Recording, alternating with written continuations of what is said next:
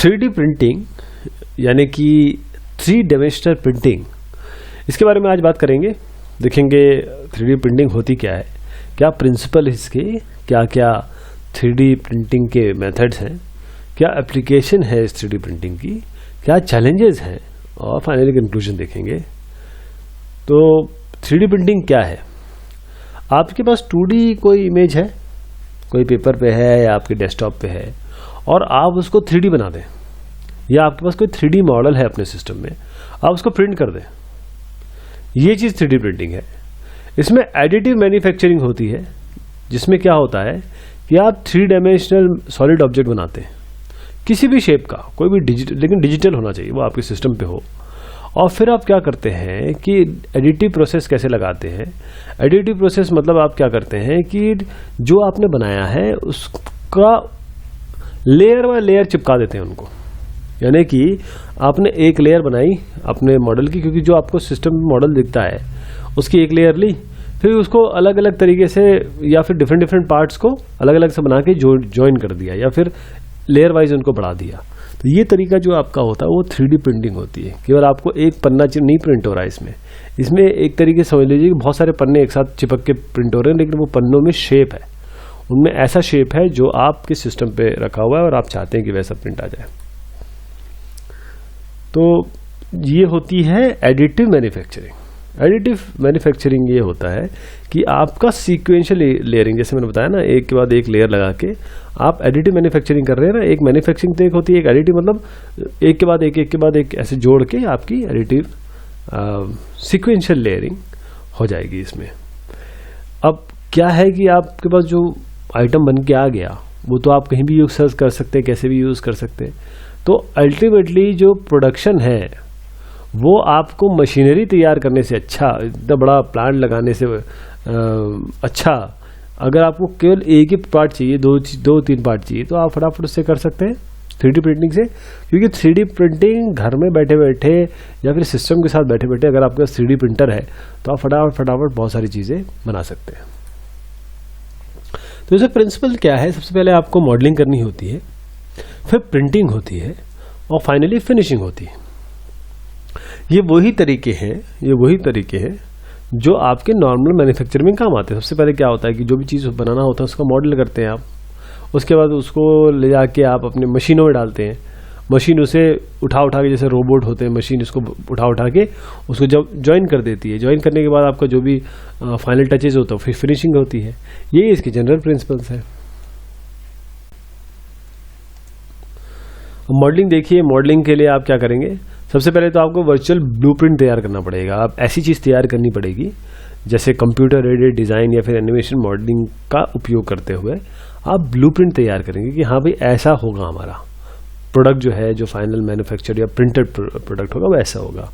फिर उसको हम क्या करेंगे? अलग अलग क्रॉस सेक्शन में डिवाइड कर देंगे। एक साथ थोड़ी ना बना सकते हैं, आपको अलग अलग पार्ट में आप उसको डिवाइड कर देंगे, क्रॉस सेक्शंस बना देंगे, और उन पार्ट्स को अलग अलग प्रिंटिंग के लिए भेज देंगे। और फिर वो प्रिंटर के ऊपर है कि जैसे आप तकनीक यूज करेंगे जो मैं आपको बताऊंगा, वो एक साथ उन्हें जोड़ देगा, पहले तो बना देगा फिर जोड़ देगा। तो प्रिंटिंग क्या है? प्रिंटिंग क्या होता है कि अपना ये मशीन रीड करेगा क्या आपका जो मॉडल है, फिर उसमें वो यूज करेगा जो भी जिससे भी प्रोडक्ट बनने वाला, जैसे लिक्विड है, पाउडर है, शीट मटेरियल है, उन सबको यूज करेगा। और उसके बाद क्या है कि उन सबको ज्वाइन कर देगा फाइनल शेप में, है ना। जो भी चीज़ आएगी वो ज्वाइन हो जाएगी, फाइनल शेप आपको मिल जाएगा। तो इसका क्या है कि एडवांटेज ये है 3D प्रिंटिंग की, आपको कोई भी ज्योमेट्रिक फीचर में आपको प्रोडक्ट मिल जाएगा। ये चीज़ फिनिशिंग मतलब ये है कि आपने जो चीज़ बनाई, अब वो थोड़ा सा ओवर साइज हो गया, थोड़ा सा लोअर साइज हो गया, उनको आप थोड़ा सा फाइनल टचेस करके, जिसे सब्ट्रैक्टिव प्रोसेस कहते हैं, जैसे एडिटिव प्रोसेस से बनाया जैसे सब्ट्रैक्टिव प्रोसेस भी लगा सकते हैं, उन सबको लगा के आप एक फाइनल फिनिशिंग कर लेंगे। जैसे आपने बना दिया, आपको थोड़ा सा लगा इसमें थोड़ा सा चेंज बाकी, फिर उसमें डाला सिस्टम में और फिर उसने फिनिश कर दिया, उसको थोड़ा सा छोटा कर दिया, बड़ा कर दिया, और आपके पास रिजल्ट आ गया। अब कुछ मेथड्स हैं हमारे इसके 3D प्रिंटिंग के। सबसे पहला है सिलेक्टिव लेज़र सिनिस्टरिंग, और ये जो सिंटरिंग है, सॉरी, ये SLS है, इसे हम शॉर्ट फॉर्म SLS भी कहते हैं, फिर स्टीरियोलिथोग्राफी है, फिर फ्यूज डिपोजिशन मॉडलिंग है, FDM जिसे कहते हैं, फिर लैमिनेटेड ऑब्जेक्ट मैन्युफैक्चरिंग है। तो अल्टीमेटली आप ये मान लीजिए कंप्यूटर साइंस की फील्ड में मैन्युफैक्चरिंग हो रही है, वही 3D प्रिंटिंग कहलाती है। अगर यही किसी बड़े प्लांट में हो रही होती तो वो एक ही बात थी, क्योंकि अभी जो मैं आपको ये सब दिखाऊंगा आप बोलेंगे तो ये प्लांट की बात हो रही है, लेकिन ये छोटे पैमाने पर हो रहा है थोड़ा सा। अब देखिए इसमें सिलेक्टिव लेजर सिंटरिंग में क्या हो रहा है, ये आपकी एडिटिव मैन्युफैक्चरिंग टेक्निक है। इसमें क्या करते हैं, आप हाई पावर लेजर यूज करते हैं, कार्बन डाइऑक्साइड लेजर जैसे कि इसमें आपके पास प्लास्टिक है, मेटल है, सिरेमिक है, ग्लास पाउडर्स है, उन सब के ऊपर आप किसका उपयोग करते हैं, लेजर का, और लेजर से आप 3 डायमेंशनल स्पेस वो बनाते हैं ऑब्जेक्ट। आपका लेजर है, देखिए स्कैनर है, अच्छा लेजर स्कैनर तो रहेगा क्योंकि प्रिंटिंग की बात हो रही है। यहाँ पर आपके पास जो आइटम है, जैसे मैंने बताया आपको पाउडर वगैरह है वो सब है, और यहाँ पर ये रोलर है, इसको रोल कर रहा है, शेप दे रहा है, और ये बीच बीच में आपके पिस्टन्स भी है, हर लेयर के लिए पिस्टन ऊपर जा रहा है, नीचे जा रहा है जितना चाहिए। तो देखिए किस तरीके से आपका ये ऊपर वाला शेप काट रहा है, नीचे वाला उसको शेप दे रहा है, मतलब संभाल के रखा हुआ है। तो फाइनली आपका जो रिजल्ट आएगा वो SLS से एक 3D शेप आ गया। स्टीरियोलिथोग्राफी में क्या होता है, ये अगेन एक एडिटिव मैन्युफैक्चरिंग है। इसमें क्या करेंगे कि ultraviolet vat of liquid ultraviolet curable photo polymer resin, ये जो आपकी जो रेजिन की बात हो रही है ये फोटो पॉलीमर है, और ये रेजिन जो है इसी को यहाँ पर दिखाया गया है। ये जो अल्ट्रावायलेट है लेजर, ये बनाता है आपका पर्टिकुलर मॉडल जो आपने बनाया है उसका रेप्लिका। ठीक, तो देखिए आपका प्लेटफॉर्म है, पिस्टन है, यहाँ पर लिक्विड रेजिन है, ये वाला नीचे वाला, और ये आपका सॉलिडिफाइड रेजिन है। ये कैसे हो रहा है, ये लेजर के थ्रू। तो ये तरीका होता है स्टीरियोलिथोग्राफी का। अब इसमें क्या है कि आपके पास CAD है, कंप्यूटर असिस्टेड डिज़ाइन है। इसमें आपको STL फाइल्स होती हैं, या STL फाइल्स जो हम स्टीरियोलिथोग्राफी में ST यहाँ से ले लिया और यहाँ से ले लिया, तो स्टीरियोलिथोग्राफी फाइल्स होती हैं। ये जो स्टीरियोलिथोग्राफी फाइल है ये क्या करती है कि इसमें बहुत छोटे छोटे ये ट्रायंगल्स होते हैं। इन ट्रायंगल को लेके, देखिए many little triangles, in triangle को लेके जोड़ के आप एक फाइनल प्रोडक्ट बनाते हैं। और आपको सही में बताऊं मैं आपको, 3D जो मॉडल्स होते हैं ना कंप्यूटर में, वो ऐसे ही बनते हैं।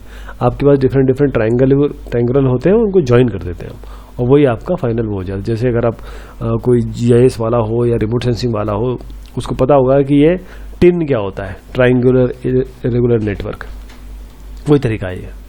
अब इसमें FDM भी है साथ में, एक और तरीका जिसमें फ्यूज्ड डिपोजिशन मॉडलिंग होती है। ये भी एडिटिव मैन्युफैक्चरिंग टेक्नोलॉजी है, इसमें भी मॉडलिंग, प्रोटोटाइपिंग, प्रोडक्शन होता है।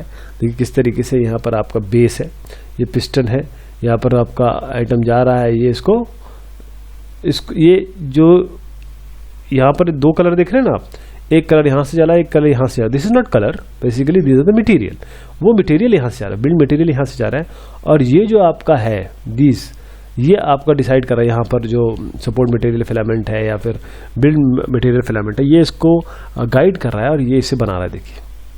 देखिए कैसे गोला बना दिया, यहाँ पर स्क्वायर बना दिया, यहाँ पर अलग शेप। तो जो भी इसको यहाँ से इन्फॉर्मेशन मिलती रहेगी जो सिस्टम से प्रोवाइड हो रही है, वो इसका शेप देता रहेगा। तो ये FDM है।